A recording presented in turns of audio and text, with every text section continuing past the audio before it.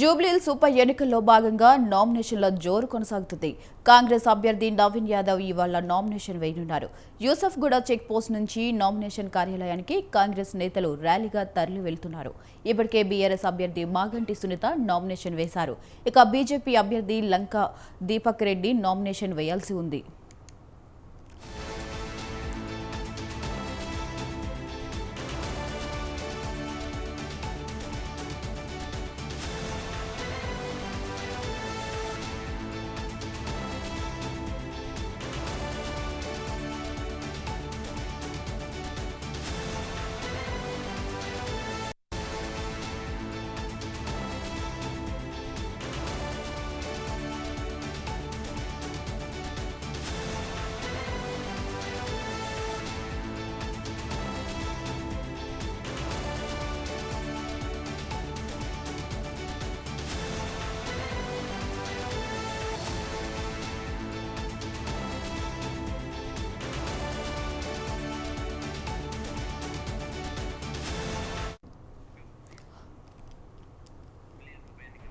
జూబ్లీహిల్స్ ఉప ఎన్నికల్లో భాగంగా నామినేషన్ల జోరు కొనసాగుతుంది. కాంగ్రెస్ అభ్యర్థి నవీన్ యాదవ్ ఇవాళ నామినేషన్ వేయనున్నారు.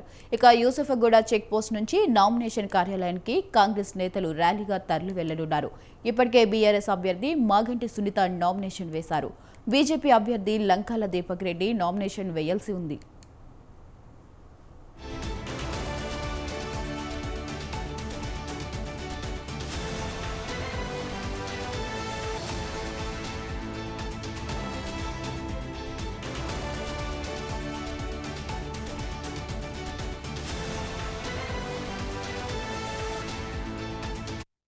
జూబ్లీహిల్స్ ఉప ఎన్నికలు ఊపందుకుని ప్రచారం చేస్తున్నాయి. ఇవాళ నామినేషన్ అయితే నవీన్ యాదవ్ నామినేషన్ వేయనున్నారు. ఇక యూసఫ్గూడ చెక్ పోస్ట్ నుంచి నామినేషన్ కార్యాలయం వరకు బీఆర్ఎస్ నేతలు ర్యాలీ చేస్తూ నామినేషన్ అయితే వేయనున్నారు. ఇదే అంశంపై మరింత సమాచారం మా కరెస్పాండెంట్ ఉషా ఫోన్ ఇన్ ద్వారా అందిస్తారు. ఉషా, చెప్పండి.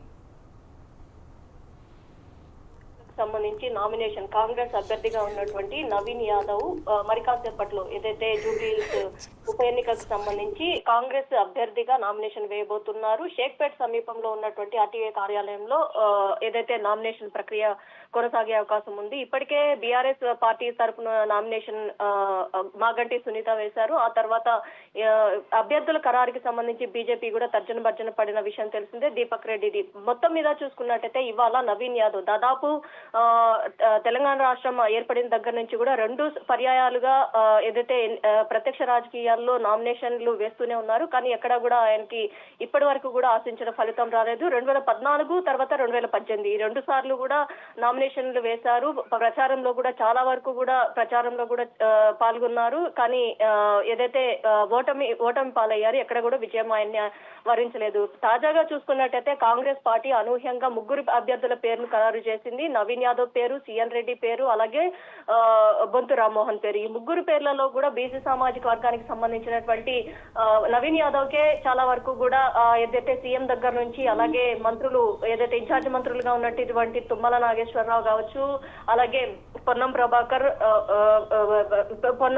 వివేక్ వెంకటస్వామి 3 కూడా ఇన్ఛార్జ్ మంత్రులుగా ఉన్నటువంటి హైదరాబాద్ కి ఉప ఎన్నికల్లో చాలా వరకు కూడా కసరత్తులు చేస్తున్నారు. ఇప్పటికే పార్టీ విజయానికి సంబంధించి ఎక్కడికక్కడ అభ్యర్థులకి ఏదైతే బూత్ లెవెల్ దగ్గర నుంచి అలాగే చాలా ప్లేసెస్ లో కూడా ఇప్పటికే అభ్యర్థులను కూడా ఖరారు చేశారు. ప్రస్తుతం నవీన్ యాదవ్ ఆధ్వర్యంలో జరుగుతున్నటువంటి నామినేషన్ ప్రక్రియ ర్యాలీగా వెళ్లే అవకాశం ఉన్నట్టుగా అయితే తెలుస్తుంది. షేక్పేట వరకు యూసఫ్గూడ చౌరస్తా దగ్గర నుంచి తన కార్యాలయం ఏదైతే ఉందో అక్కడ నుంచి ర్యాలీగా వెళ్లి షేక్పేటలో నామినేషన్ వేసే అవకాశం ఉన్నట్టుగా అయితే తెలుస్తుంది. నామినేషన్ వేసే క్రమంలో కూడా ఇప్పటికే పోలీస్ బందోబస్తు కూడా భారీగా ఏర్పాటు చేశారు. ఎక్కడా కూడా ఎలాంటి సంఘటనలు చోటు చేసుకోకుండా ఏదైతే పోలీస్ ప్రొటెక్షన్ కూడా చాలా వరకు కూడా ఏర్పాటు చేసినట్టుగా అయితే తెలుస్తుంది. ప్రస్తుతం అయితే నామినేషన్ ఇవాళ వేసిన తర్వాత నామినేషన్లు ఉపసంహరణకి సంబంధించి 24 వరకు ఉంది. ఆ తర్వాత రేపు నెల 11వ తారీఖున ఎన్నికలు జరుగుతాయి. అలాగే ఎన్నికల రిజల్ట్ కూడా నవంబర్ 14వ తేదీ రిజల్ట్ కూడా వచ్చే అవకాశం ఉంటుంది. చూడాలి. జూబ్లీహిల్స్ ఉప ఎన్నికకు సంబంధించి ఇరు తెలుగు రాష్ట్రాలు అటు ఆంధ్రప్రదేశ్ తో పాటు ఇటు ఏదైతే తెలంగాణ రాష్ట్రంలో ఉన్నటువంటి ప్రతి ఒక్కరూ కూడా జూబ్లీహిల్స్ ఉప ఎన్నిక మీద చాలా మంది కూడా ఎదురు చూస్తున్నారు. ఈ ఉప ఎన్నికలో 10 ఏళ్లుగా ఏదైతే ఏదైతే బీఆర్ఎస్ పార్టీతో అభివృద్ధి జరగలేదు అన్న కోణంలో ఉన్నటువంటి నిరాశ పరులు ఎవరైతే ఉన్నారో ప్రజలు, వారు కాంగ్రెస్ ని వరిస్తారా, లేకపోతే 10 ఏళ్లుగా అభివృద్ధి చేసినటువంటి మాగంటి గోపీనాథ్ ఆధ్వర్యంలో అభివృద్ధి చాలా వరకు జరిగింది అన్న కోణంలో ప్రచారం చేస్తున్నటువంటి సునీత, అలాగే సింపతి ఓట్స్ కూడా చాలా వరకు కూడా ఈమెకి చాలా పోలయ్యే అవకాశం ఉన్నట్టుగా ఉంది. కాబట్టి ఏదైతే సునీతని వరిస్తుందా, లేకపోతే ఈ ఇద్దరు పార్టీలు కాకుండా ఏదైతే కాంగ్రెస్ పార్టీ ఇప్పటి వరకు కూడా చాలా వరకు కూడా ఏదైతే పథకాల రూపంలో మాయ చేస్తుంది ప్రజల్ని అన్న కోణంలో ఇప్పటికే చాలా ప్రజల్లో కూడా స్ప్రెడ్ చేస్తున్నటువంటి బీజేపీ ఇద్దరిని కాకుండా మమ్మల్ని ఎన్నుకోండి అన్న కోణంలో దీపక్ రెడ్డిని కూడా దింపింది. కాబట్టి చూడాలి ఈ ఉప ఎన్నికకి సంబంధించి ప్రతిష్టాత్మకంగా తీసుకుంది. ఈ ఉప ఎన్నిక కనుక కాంగ్రెస్ పార్టీ విన్ అయినట్టయితే గ్రేటర్ లో ఈజీగా సునాయాసంగా వచ్చేటటువంటి ఎన్నికలు జిహెచ్ఎంసీ కావచ్చు, అలాగే రాబోయేటటువంటి స్థానిక ఎన్నికలు కావచ్చు, ఖచ్చితంగా క్లీన్ స్వీప్ చేసే అవకాశం ఉంది. అలా కాకుండా ఒకవేళ ఓటర్ నాడికి సంబంధించి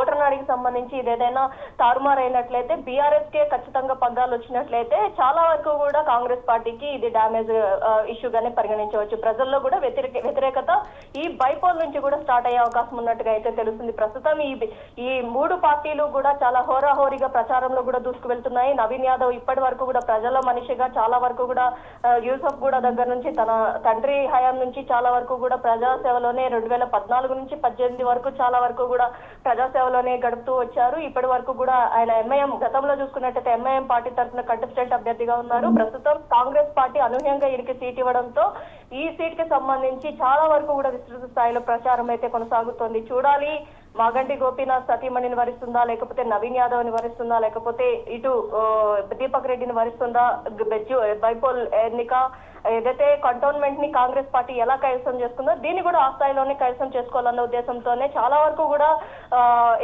మంత్రులు అందరూ కూడా ఫోకస్ ఏదైతే జూబ్లీ హిల్స్ సెగ్మెంట్ లోనే పెట్టినట్టుగా అయితే తెలుస్తోంది. ఈ రోజు నామినేషన్ ప్రక్రియకి సంబంధించి మరి కాసేపట్లో నవీన్ యాదవ్ తన కార్యాలయం నుంచి, యూసఫ్ కూడా కార్యాలయం నుంచి బయలుదేరి షేక్పేటలోని ఆర్టీఓ కార్యాలయంలో నామినేషన్ ప్రక్రియ అయితే కొనసాగే అవకాశం ఉన్నట్టుగా అయితే తెలుస్తోంది. Vaishali. Right, thank you Usha, thanks for the updates.